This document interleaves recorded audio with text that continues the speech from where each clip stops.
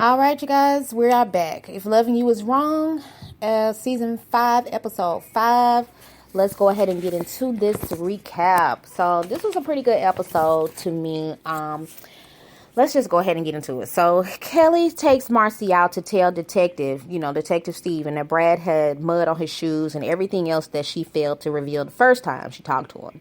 So she think it's nothing, but nothing is nothing when it's missing child involved, Marcy. So get your ass out there and tell what you need to be talking. He gets a description of the boots and the mud and kind of put everything together. When she tells him where Brad said he was, the detective said that this place was closed or something like that. So Marcy now feels like Brad lied. Esperanza comes up from IDing Randall and tells Kelly she needs to talk to her about something. But first, let me deal with this. So she walk over there. Eddie's still sitting outside the house being nosy. Steven asks, why are you still here, Eddie? I thought you had orders. Eddie's trying to get details, but Steve is like, you too close to these people just to go do what you were ordered to do. Still, Eddie's not moving. Another officer, Rick, comes up, which is cute. He comes up, tells him about Brad being the suspect, and he don't want to give him much information. But Eddie acting like, I don't really know Brad that well or whatever. So he go ahead and give up some more information that Brad is the suspect, and that the location was supposed to be where Brad was supposed to be where he should be going, was ordered to go, and that there might be some dead bodies based on all this blood. Esperanza come up to Eddie to see why Eddie's still there, and he assumes because he's so evil that he gotta be in on this. She was like, you part of it. She's like, I got a light bulb came on that he gotta be part of it. She don't even believe Brad did all this alone, and Miss Louise told the police that Brad was the eyewitness, that she was the eyewitness, and that Brad can get in major trouble, and if he did something to that baby, and Eddie got something to do with it, and Eddie is just unbothered by anything that Esperanza, he has no respect for Esperanza, period. He unbothered by anything she got to say, and Eddie just like, what the hell Brad got into? What the hell did Brad do? Brad, pressed over here at the house, bleeding, still wiping his blood. Eddie calls to tell Brad that the police are on the way, and whatever he did to tell him so he can try to help him.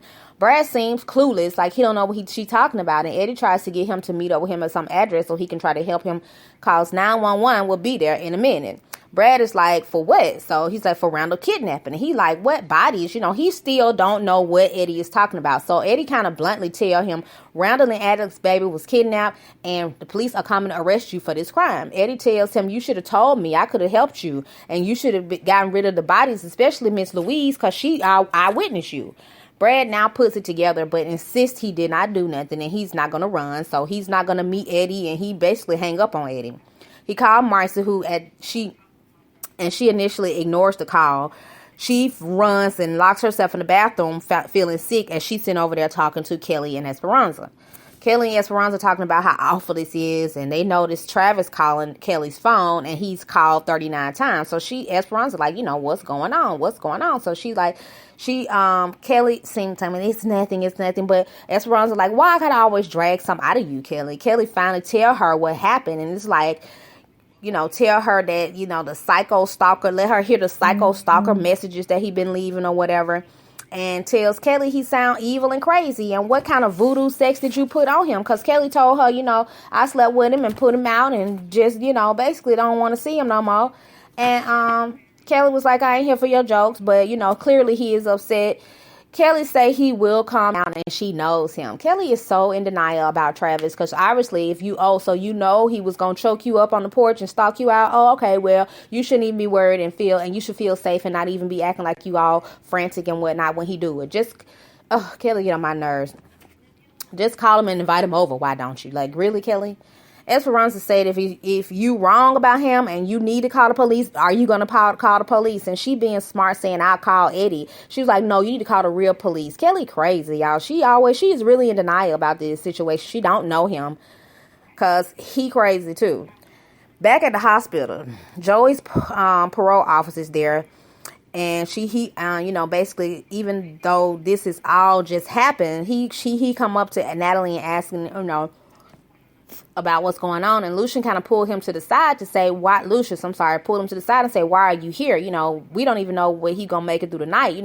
Since when do they respond to what witnesses say, because he was like, a witness say he had a gun, and I don't know that to be true. I mean, I figured the PO would jump in once they can confirm he had a gun, once the boy alive, you know what I'm saying? But whatever, so Lucian basically tell him that he need to go and don't say nothing to Natalie about this. She was like, you talk to me. He gave him his car, so the PO leave after he tell Lucian after Lucian tell him to kick rocks and don't contact Natalie again. Natalie worried the parole officer want to take Joey to jail and tell Lucian that he called her all the time, flirting with her, and he may not be here for Joey, but Joey did have a gun. So now they know the robbery motive. They know it was money on Fawn, and it was Mr. Kim's gun after all. So they basically have no update on Fawn yet as well. So they get into all these cops, not bad cops, and good cops and bad cops get into having no credit. Good cops get no credit for all the bad cops taking over. But Natalie is rightfully upset. She don't even want to hug Lucius at this point. She just want to get some resolution and get all of this, get Joey to being okay. Julie is calling Ben and Ben at the station, and he just calling Ben about why Ben hasn't called him. Ben's still scared to work with him, basically. And Julie is tell Ben he want him on his team. Ben acting like you want me on your team. How? Duh, Ben. Like, nobody wants your body. You know what I'm saying? Like, I don't understand. This was a bunch of homosexual references in this scene, but I didn't get it. Anyway, Eddie walks up to see who Ben talking to and make him get off the phone with his so-called quote-unquote girlfriend, because he's so scared and shook, he hang up the phone. I'm so tired of being scared of Eddie. I don't know what to do. It's really getting on my nerves. Eddie sends him to go get a coffee and his laundry and dry cleaning. And Eddie can sense something is off with Ben. But, he just kind of like, well, what's going on with Ben? But I'll be glad when they go ahead and push Ben on to the other side and not being such a do-boy for Eddie. Kelly get a call from her baby daddy, mama, Miss Diane, to basically threaten her to come over. She gonna basically come over there and whoop Kelly butt, because if you don't want to talk to my son, you need to tell him he locked up for you and you need to be in jail. But he's letting you, raise your nappy head son. So she's like, don't talk about my son. She's like, oh, you talking about my son, but I can't talk about your son. And so she about to hang up. And if you do hang up, I'll be sure to go over there to that bank and tell them all about what you've been doing. And all about your past. And when my son call you, you better talk to him. And if you don't, I got something for you. Basically, that's what she told Kelly. Alex trying to basically hitchhike a ride out in the middle of nowhere from where she had that doggone wreck and ran into that doggone tree. And some trucker stopped to give her a ride after everybody else to pass by her. And I would have passed by her too, because, baby, I'm leaving no hitchhikers. I don't care what you look like. I ain't picking your ass up. No, ma'am. She asked him to take her to, wherever she going. And he was like, I ain't going that far. She was like, well, as far as you going, he asking questions. And she like, no, she don't want to ask no questions or whatever. So he was like, well, did you call the law? She was like, no. And he was like, well, you need to, call the people, you need to call the people and then basically, tell the people what's going on. And of course, Kelly's not going to call the police because Alex not going to call the police because she got a lot too much going on and too much involved in the situation with her daddy and whatever she think to happen and her baby missing and all that, which is insane. But whatever. She calls her pretty much, he calls her pretty, but he was like, no, I ain't no pervert, but I wouldn't want my daughter out here, and I'm not about to speed. I ain't about to get no ticket for you, so you just sit back and relax, and I'm gonna try to get you as far as possible. So do you like some he's like, so you want to listen to some Christian music on the way so we can calm your nerves and get on down here, basically. So Marcy crying in the bathroom. She locked herself in the bathroom. Kelly and Esperanza checking on her from outside the door and want her to come out without force, of course. Kelly like, don't force her, blah, blah, blah. But they can see she going through it right now. And they see she's still in love with Randall. And somehow she might be in love with Brad. I don't know.